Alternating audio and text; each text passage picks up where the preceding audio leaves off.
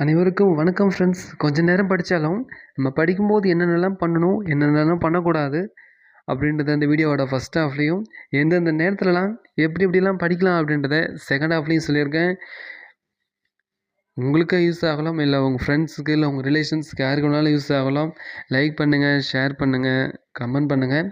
மறக்காமல் வீடியோ பிடிச்சிருந்தா சப்ஸ்கிரைப் பண்ணுங்கள். ஏன்னா இது மாதிரியான நிறைய விஷயங்களை சொல்கிறதுக்காகவே இது life goal of Mani YouTube channel. நான் உங்கள் மணி ஜோ. நேரத்துலலாம் படிக்கலாம். அப்படி நம்ம படிக்கும்போது என்னென்ன விஷயங்கள் பண்ணணும், என்னென்ன விஷயங்கள் பண்ணக்கூடாது அப்படின்றத டீட்டெயிலாக நம்ம அதில் பார்க்க போகிறோம் ஃப்ரெண்ட்ஸ். நீங்கள் ஜாபில் இருந்துக்கிட்டே கவர்மெண்ட் எக்ஸாம் ப்ரிப்பேர் பண்ணவங்களா இருக்கலாம், இல்லை காலேஜ் ஸ்டூடெண்ட்ஸாக இருக்கலாம், இல்லை ஸ்கூல் ஸ்டூடெண்ட்ஸாக இருக்கலாம், யாராக வேணாலும் இருக்கலாம். இல்லை உங்கள் வீட்டில் யாருக்கும், உங்கள் ரிலேஷன்ஸ்க்கோ, இல்லை உங்களை தம்பிங்களுக்கோ, அக்காங்களுக்கோ யாருக்காவது பயன்படுற மாதிரி அந்த வீடியோஸ் கண்டிப்பாக இருக்கும். ஸ்கிப் பண்ணாமல் வீடியோ ஃபுல்லாகவையும் பாருங்கள். இப்போ நம்மளுக்குள்ளே நிறைய பேர் இருப்பாங்க ஃப்ரெண்ட்ஸ். கொஞ்சம் நேரம் தான் படிப்பாங்க, ஆனால் படித்து முடிச்சிடுவாங்க. இல்லை பொழுதுன்னு ஜாலியாக ஊர் சுற்றிட்டு இருப்பாங்க, இல்லை விளையாடிட்டே இருப்பாங்க, ஜாலியாக சுற்றிட்டே இருப்பாங்க. கொஞ்சம் நேரம் தான் படிப்பாங்க, படித்து முடிச்சிடுவாங்க. ஏன் அப்படின்னா அவங்க கண்டிப்பாக இதெல்லாம் ஃபாலோ பண்ணியிருப்பாங்க, அதனால் ஈஸியாக படிச்சிருப்பாங்க ஃப்ரெண்ட்ஸ். ஒரு பக்கம் திறமை, அவங்களுக்கு மனப்பாடம் பண்ண திறமை அதிகமாக இருக்குது அப்படின்றத விஷயத்தை விட, அவங்க இதெல்லாம் ஃபாலோ பண்ணியிருப்பாங்க, அதனால் ஈஸியாக எல்லாத்தையும் முடிச்சிருப்பாங்க ஃப்ரெண்ட்ஸ். கண்டிப்பாக நீங்களும் இந்த விஷயத்தை ஃபாலோ பண்ணிங்கன்னா கண்டிப்பாக உங்களால் ஈஸியாக ப்ரிப்பேர் பண்ணிக்கலாம் எக்ஸாமுக்கு எது வந்தாலும் சரி. ஃபஸ்ட்டு விஷயம் பார்த்தீங்கன்னா, டயர்ட்னஸ் இல்லாமல் இருக்கணும், ஸ்ட்ரெஸ் இல்லாமல் இருக்கணும் மக்களே. ஏன்னா நம்ம உடல் அழுத்தம், மன அழுத்தம் இருந்தாலும் சரி, இல்லை நம்ம உடம்பு ரொம்பவும் சோர்வாக இருந்தாலும் சரி, நீங்கள் எவ்வளோ கஷ்டப்பட்டு படிச்சினாலும் கண்டிப்பாக அது வீணாகும். ஏன்னா மைண்டில் ஸ்ட்ரெஸ் இருக்கும்போது நீங்கள் எவ்வளோ கஷ்டப்பட்டு கான்சன்ட்ரேஷனாக படித்தாலும் உங்களுக்கு டைமிங் எக்ஸ்ட்ரா ஆகும். கான்சன்ட்ரேட் பண்ணி படிப்பீங்க, ஆனால் அந்த ஸ்ட்ரெஸ்ஸில் மைண்டு மாறிட்டே இருக்கும். அது வேறு ஏதாவது ஒரு விஷயம் நினச்சின்னா அதை நினச்சிட்டே இருப்பீங்க. அது இல்லாமல் நீங்கள் கரெக்டாக படிச்சிங்கன்னா கண்டிப்பாக உங்களால் முடியும். அடுத்து டயர்ட்னஸ். ஏன்னா நீங்கள் இப்போ எக்ஸாம்பிள் பார்த்தீங்கன்னா, இப்போ ஜாப் போயிட்டு வரவங்களாம் பொழுதையும் ஒர்க்கில் இருந்திருப்பீங்க. படிச்சிங்க அப்படின்னா உங்களுக்கு உடம்பு ரொம்பவும் டயர்டாக இருக்கும். இல்லை வேறு ஏதாவது வேலைக்கு போயிட்டு நீங்கள் படிச்சிங்கன்னா ரொம்பவும் டயர்டாக இருக்கும். நீங்கள் படிக்க ஆரம்பிச்சிங்கன்னா ஸ்ட்ரெஸ்ஸும் இருக்கக்கூடாது, உங்களுக்கு டயர்ட்னஸ் இருக்கக்கூடாது. அப்படி நீங்கள் படிக்க ஆரம்பிச்சிங்கன்னா தான் கண்டிப்பாக உங்களால் படிக்க முடியும் ஃப்ரெண்ட்ஸ். எப்போவுமே நம்ம எவ்வளோ நேரம் படிக்கிறதுலாம் முக்கியம் கிடையாது. கொஞ்சம் நேரம் படித்தாலும் நம்ம டயர்ட்னஸ் இல்லாமல், ஸ்ட்ரெஸ் இல்லாமல் படிச்சினாலே உங்களால் ஈஸியாக படிக்க முடியும். உங்கள் மைண்ட் ஃப்ரீ மைண்டாக நல்லா ரிலாக்ஸாக இருக்கும் ஃப்ரெண்ட்ஸ். அப்படி படிச்சிங்கன்னா தான் உங்களால் ஈஸியாக படிக்க முடியும். அடுத்த விஷயம் பார்த்திங்கன்னா, கான்சன்ட்ரேஷன். ஒரு நிலையில் இருக்கிறது ரொம்ப ரொம்ப ரொம்ப முக்கியம். இப்போ ஒரு சில பசங்க மியூசிக் கேட்டுட்டு படிப்பாங்க, ஒரு சில பசங்க அப்படியே சும்மா கடமைக்கு படிச்சுட்டு இருப்பாங்க. புக்கு ஒரு பக்கம் பார்த்துருப்பாங்க, மற்றவங்க என்ன பண்ணுறாங்க அப்படின்றத பார்த்துட்டு இருப்பாங்க. எல்லாம் யாராவது வெளியில் உட்காந்து படித்தாங்கன்னா மொட்டை மேலே உட்காந்து படிச்சுட்டு இருக்கும்போது எல்லாம் அப்படியே சும்மா ஜாலியாக வேடிக்கை பார்த்துட்டே படிச்சுட்டு இருப்பாங்க. ஆனால் அந்த மாதிரிலாம் படிக்க தேவையில்ல. கொஞ்சம் நேரம் படிச்சிங்கனாலும் நீங்கள் 1 மணி நேரம் தான் நீங்கள் படிச்சிங்கனாலே, ஒரு நிலைப்பாட்டோடு படிக்கும்போது கண்டிப்பாக நீங்கள் ஈஸியாக படிக்கலாம். 24 ஹவர்ஸ் எந்த டைமில் வேணாலும் படிக்கலாம் ஃப்ரெண்ட்ஸ். அப்படி படிக்கும்போது எந்த நேரத்தில் எப்படி படிக்கலாம், அந்த டைமில் நீங்கள் என்ன பண்ணக்கூடாதுன்றதை நம்ம இப்போ பார்க்க போகிறோம். ஃபஸ்ட்டு நைட் டைம், இரவு நேரத்தில் நீங்கள் படிக்கும்போது மோஸ்ட்லி நிறைய பேர் நைட் டைமில் தான் படிக்கிறாங்க. அப்படி நீங்கள் படிக்கும்போது என்ன தவறுகள் பண்ணக்கூடாதுன்னு பார்க்கலாம். ஏன்னா இப்போ ஜாபுக்கு போயிட்டு வரவங்க நைட் டைமில் தான் உங்களுக்கு டைம் இருக்கும். ஆல்ரெடி ஜாபுக்கு போயிட்டு வந்திருப்பாங்க, எல்லாம் ஃப்ரெஷ் ஆகி முடிக்கிறதுக்கு ஒரு 7 மணி ஆகிடும். இல்லை நீங்கள் எந்த டைமில் படிக்க ஆரம்பித்தாலும் சரி, மேக்ஸிமம் 9 மணி வரையும் படிக்கிறீங்க, ஓகே. 9 மணிக்கு பிறகு மறுபடியும் நைட் ஸ்டடி பண்ணுறேன்ட்டு கண்டினியூஸாக நைட்டு 12 மணி வரையும் படிச்சிங்கன்னா கண்டிப்பாக வேஸ்ட்டு ஃப்ரெண்ட்ஸ். ஏன்னா பார்த்தீங்கன்னா உங்களுக்கு டயர்ட்னஸ் ஆல்ரெடி அதிகமாக இருக்கும். ஏன்னா பொழுதையும் ஜாபில் இருக்கீங்க, அதுலேயே உங்களுக்கு டயர்டாக இருக்கும். மறுபடியும் வீட்டுக்கு கண்டினியூஸாக படிச்சுட்டு இருக்கீங்க, நைட்டு 12 மணி வரையும் படிக்கிறீங்க அப்படின்னா உங்களுக்கு கண்டிப்பாக டயர்ட்னஸ் அதிகமாக இருக்கும். ஸோ முடிஞ்ச அளவுக்கு ரெஸ்ட்டு விட்டுட்டு படிங்க ஃப்ரெண்ட்ஸ். இல்லை அப்படின்னா நீங்கள் நல்லா ரெஸ்ட் எடுத்துகிட்டு 11:30 மணிக்கு மேலே ஆரம்பிச்சிங்கனாலே உங்களுக்கு பெஸ்ட்டாக இருக்கும். என்னடா அவன் எப்படி சொல்லலான்னு கேட்குறீங்களா?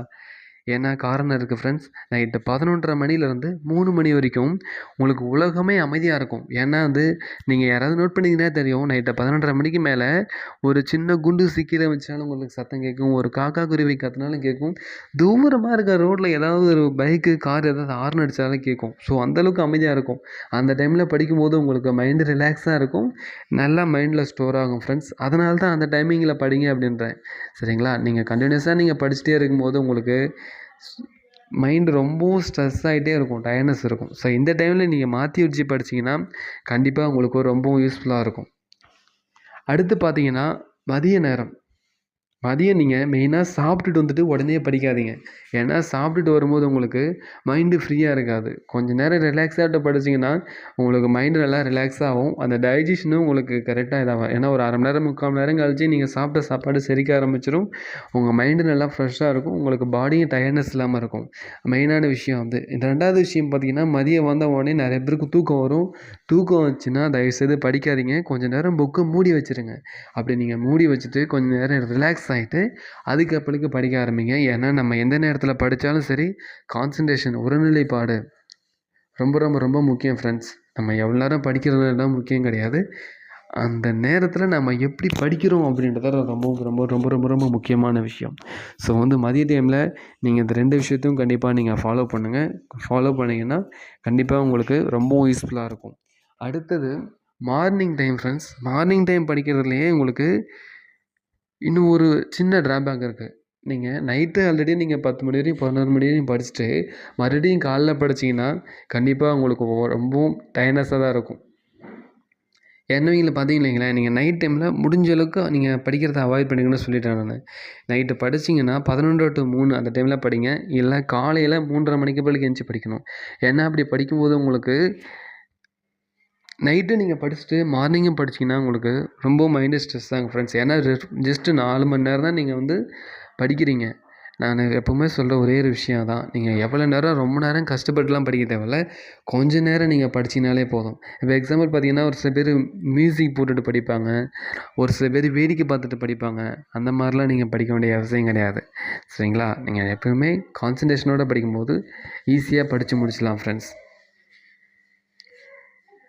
சரிங்களா? ஏன்னா மார்னிங் நீங்கள் ஒன்ஸ் படிக்க ஆரம்பிச்சிங்கன்னா அந்த 4 to 6 அந்த நேரத்துலையும் அமைதியாக தான் இருக்கும். ஆனால் அதில் இருக்க ஒரு சின்ன ட்ராபேக் என்னென்னு பார்த்தீங்கன்னா, நம்ம மார்னிங் இந்த 4 to 6 தான் நல்லா தூக்கம் வர டைம். நீங்கள் எந்திரிச்சு படிக்க உட்காந்தாலும் சரி நல்லா தூக்கம் வரும். அதனால தான் நான் சொன்னது அந்த 12 to 3 இல்லை 11 to 3 அந்த டைமில் நீங்கள் படிச்சிங்கன்னா உங்களுக்கு மார்னிங் எழுந்திரிச்சி ரீகால் பண்ணுறதுக்கும் ஈஸியாக இருக்கும். ஏன்னா அப்போ தான் நீங்கள் படித்து முடிச்சிருப்பீங்க. காலைல எழுந்திரிச்சி ஜஸ்ட் ஒன்ஸ் நீங்கள் அந்த பேஜஸை புரட்டி பார்த்தீங்கனாலே போதும். ஸோ இதெல்லாம் ஃபாலோ பண்ணுங்கள். கண்டிப்பாக நீங்கள் ஈஸியாக படிச்சிடலாம் ஃப்ரெண்ட்ஸ். சரிங்களா? லாஸ்ட்டாக ஒரு டைம் இன்னொரு டைம் சொல்லிடுறேன். டயர்ட்னஸ் இல்லாமல் இருக்கணும். ஸ்ட்ரெஸ் இல்லாமல் இருக்கணும். எந்த விதமான டிஸ்டர்பன்ஸ் இல்லாமல் இருக்கணும். இதெல்லாம் உங்கள் பக்கத்தில் இருக்கக்கூடாது. உங்கள் உடம்புலையோ உங்கள் மைண்ட்லேயோ இருக்கக்கூடாது. இப்படி இருந்தாலே உங்களுக்கு ஈஸியாக நீங்கள் வின் பண்ணலாம் ஃப்ரெண்ட்ஸ். அடுத்த விஷயம் கான்சன்ட்ரேஷன் ரொம்ப ரொம்ப ரொம்ப முக்கியம். மறுபடியும் லாஸ்ட்டாக ஒரு விஷயம், எவ்வளோ நேரம் படிக்கிறோம் அப்படின்றதெல்லாம் முக்கியம் கிடையாது ஃப்ரெண்ட்ஸ். நம்ம கொஞ்ச நேரம் படித்தாலும் அந்த நேரத்தில் நம்ம எப்படி படிக்கிறோம் அப்படின்றது ரொம்ப ரொம்ப ரொம்ப முக்கியமான விஷயம். டேலண்ட் அப்படின்றது அடுத்த விஷயம். டேலண்ட்டை தூக்கி ஓரமாக வைங்க. எப்போவுமே ஒரு விஷயம் தெரிஞ்சுக்கோங்க, மற்றவங்க நம்மளோட டேலண்ட்டாக இருக்காங்க அப்படின்னா அதை விட்டுருங்க. அவங்களுக்கு டேலண்ட் இருக்குது, அவங்க படிக்கிறாங்க அப்படின்னு நீங்கள் நினைக்கக்கூடாது. உங்களுக்குள்ளேயும் திறமைகள் இருக்குது. திறமைகளை வெளியே கொண்டு வாங்க. இதெல்லாம் ஃபாலோ பண்ணிங்கனாலே கண்டிப்பாக நீங்கள் ஈஸியாக ஸ்டடீஸில் வின் பண்ணலாம். தேங்க்யூ.